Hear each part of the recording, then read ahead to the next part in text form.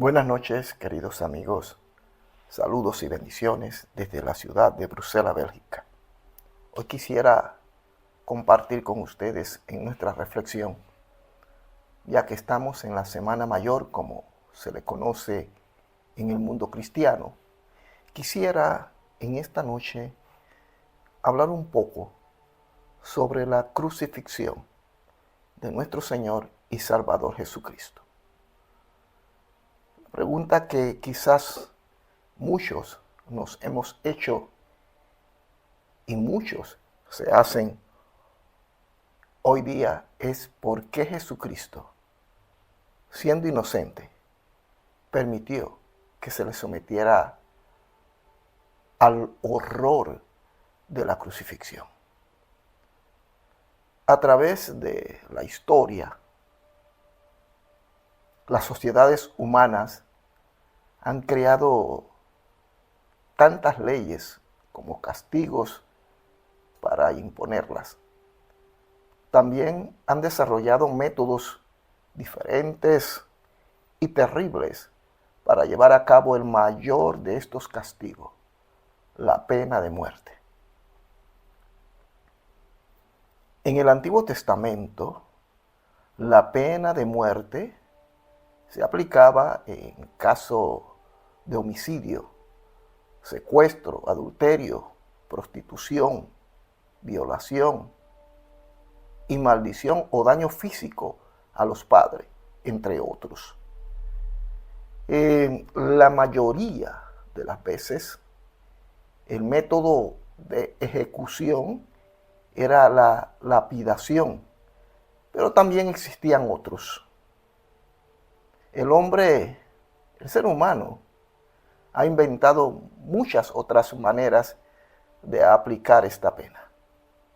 Los antiguos tiranos, por ejemplo, parecen haberse empeñado en diseñar los castigos más escabrosos posibles, como la mutilación, incinerar al criminal vivo o echarlo a los leones, por nombrar alguno. Es el caso de Daniel en el capítulo 2, verso 5 y el capítulo 6, verso 7. Se habla de estos casos.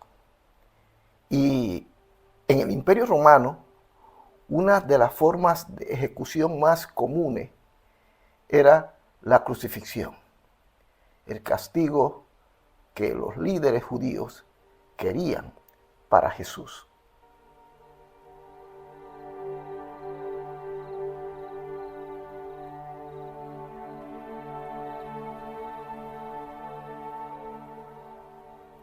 Jesucristo, nuestro Señor, vino a la tierra, sí, como todos lo sabemos. Vino con un mensaje de paz y redención y amor, con la promesa de vida eterna para todo aquel que le siguiera. Nunca quebrantó una ley, ni cometió un crimen, y nunca, todos nosotros lo sabemos, nunca comenzó una rebelión. Pudo haberlo hecho, pero no fue así. Sin embargo, muchos líderes religiosos lo consideraban una amenaza, pues solo estaban interesados en mantener su estatus social. Pero a pesar de todo, Cristo obedeció las leyes de Dios, su Padre, hasta la muerte. En el libro de Filipenses, capítulo 2, versos 6 y 8, dice muy claramente que Él se sometió a su Padre. En el libro de Filipenses, repito, capítulo 2, verso 6, y la palabra del Señor dice, el cual siendo en forma de Dios, no estimó el ser, escuche, no estimó el ser igual a Dios como a cosa a que aferrarse, sino que se despojó a sí mismo, tomando forma de siervo, hecho semejante a los hombres, y estando en la condición de hombre, se humilló a sí mismo, haciéndose obediente hasta la muerte y muerte de cruz. Jesús fue odiado, acusado de crímenes, fue traicionado por alguien cercano, arrestado, juzgado injustamente y condenado a muerte. Todo por predicar el mensaje que su Padre le envió a predicar. En su crucifixión vamos a observar horrores que hasta el día de hoy es imposible asimilarlo. La crucifixión implicaba mucho más que ser colgado en un árbol, poste o cruz, como usted quiera llamarlo. Generalmente este castigo comenzaba por azotar al individuo. Lo azotaban.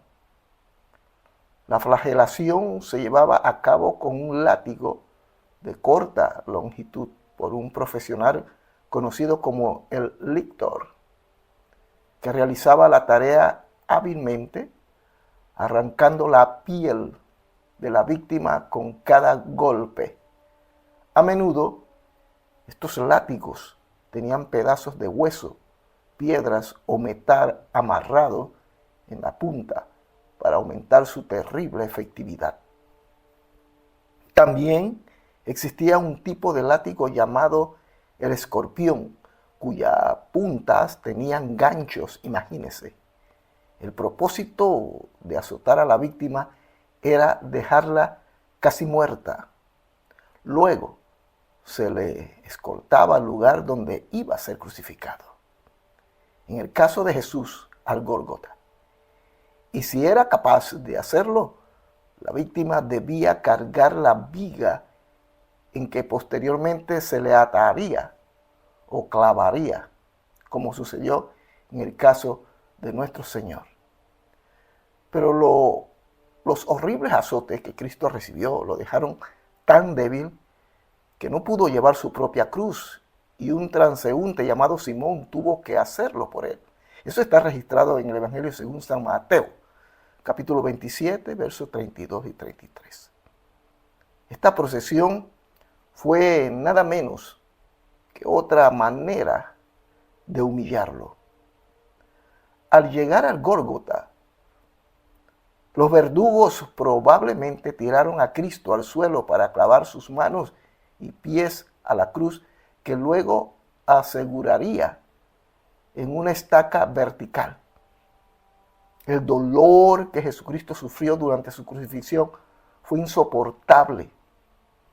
Sus heridas sangraban incesantemente y es muy probable que le costara respirar. Mientras tanto, los espectadores de su sufrimiento se burlaban de él y los soldados romanos echaban suerte para decidir quién se quedaría con su ropa. En su artículo La crucifixión desde el punto de vista médico, publicado en Arizona Medicine, marzo de 1965, el doctor C. Truman Davis, oftalmólogo, describe los aspectos médicos de este cruel evento.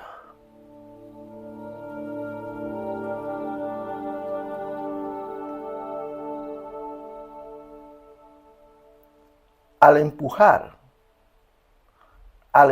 dice el doctor en este artículo, hacia arriba para evitar este tormento por estiramiento, colocaba todo su peso sobre el clavo que atravesaba los pies.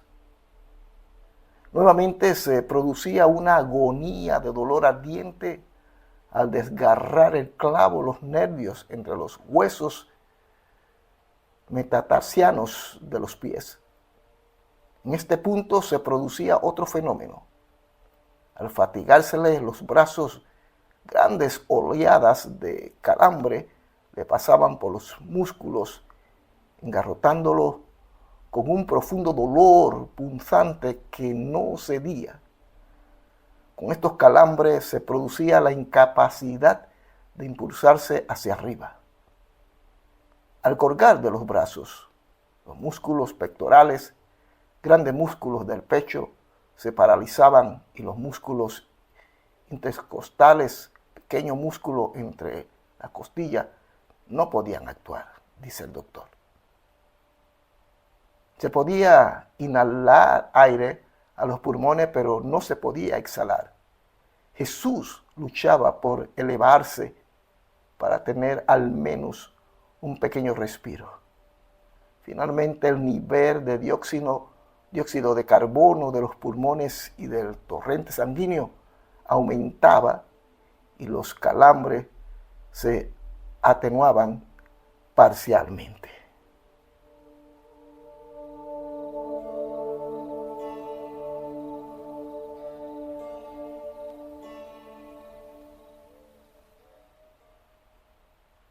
Muchos otros autores con conocimiento médico han descrito la agonía que implica una crucifixión. Los enemigos de Cristo lo odiaban tanto que buscaron el método de ejecución más doloroso posible para eliminarlo. De toda forma, Jesús soportó la humillación de la cruz, llevando nuestros pecados en su propio cuerpo para que eventualmente pudiésemos tener vida eterna. Y 3 días después triunfó sobre la muerte al ser resucitado. Jesús, hermanos míos, querido oyente, Jesús no merecía morir. Lo más terrible de la crucifixión de Jesucristo es que en toda la historia de la humanidad, Él ha sido el único inocente de todo crimen o pecado. Sí, Cristo murió a causa del pecado, pero no los propios. Cuando el apóstol Pablo dijo que todos pecaron y la paga del pecado es muerte en Romanos 3:23 y Romanos 6:23, ¿se refería a los cristianos del primer siglo solamente o hablaba de los pecados de toda la humanidad? Veamos lo que el apóstol Juan dice al respecto. Y Él, hablando de Jesucristo, es la propiciación por nuestros pecados, y no solamente por los nuestros, sino también por los de todo el mundo. Primera de Juan 2:2.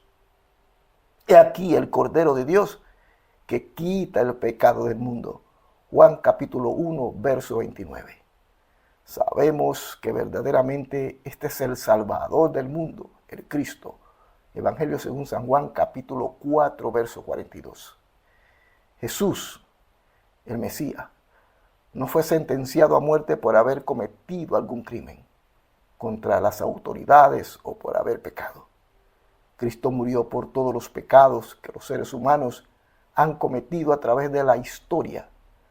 Cuando fue clavado en la cruz, cargó el peso de toda la mentira, robo, homicidio y cualquier otro pecado que se haya cometido. La sangre derramada de Jesús hizo posible el perdón tanto de los pecados que se habían cometido hasta ese momento como de los que se cometerían en el futuro, siempre y cuando haya arrepentimiento.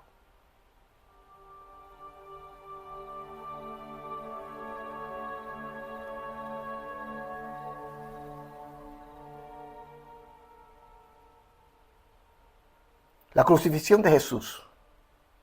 ¿Cuál debería ser nuestra reacción? El horror de la crucifixión nos ayuda a comprender lo despreciable que es el pecado realmente.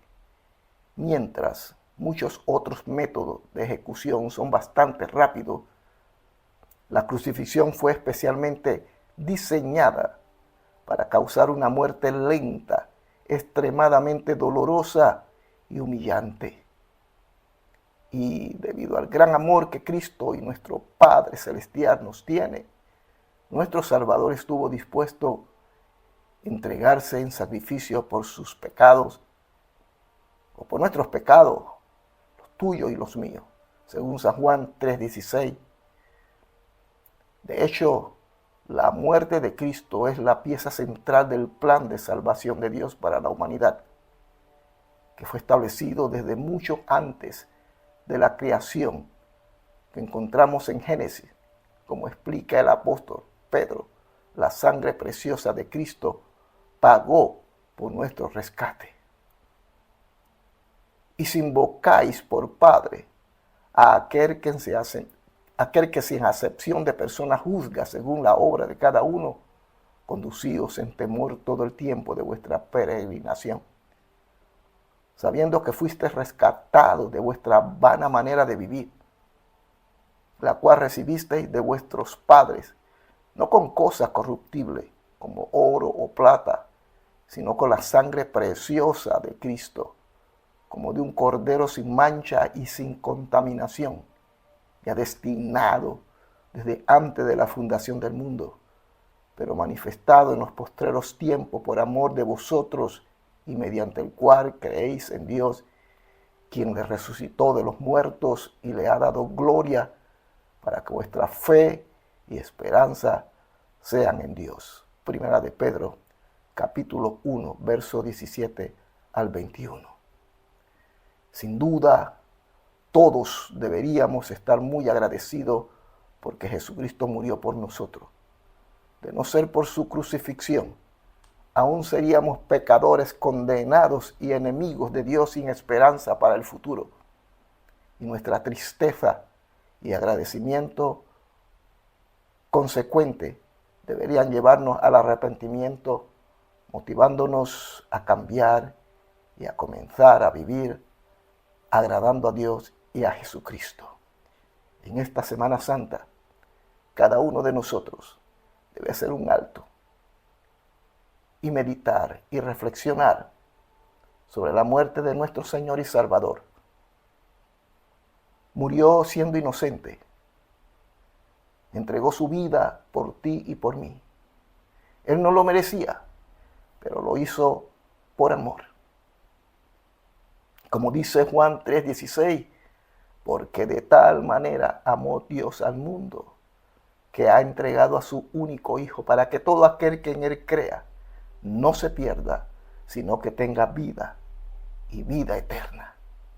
Queridos amigos, amigas y hermanos, en esta Semana Santa no solamente hagamos un alto para reflexionar, sino que se operen cambios y que cada vez que nosotros caminemos en este camino de fe y esperanza donde hay luchas, conflictos y pruebas, pensemos en lo que Él ya hizo por nosotros.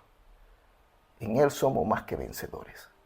Así que en esta semana no simplemente celebremos su muerte y su resurrección, sino que hagamos acopio de nuestra fe y honremos su nombre y compartámoslos con aquellos que lo necesitan.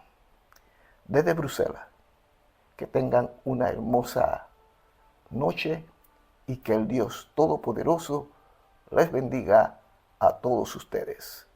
Buenas noches y hasta la próxima.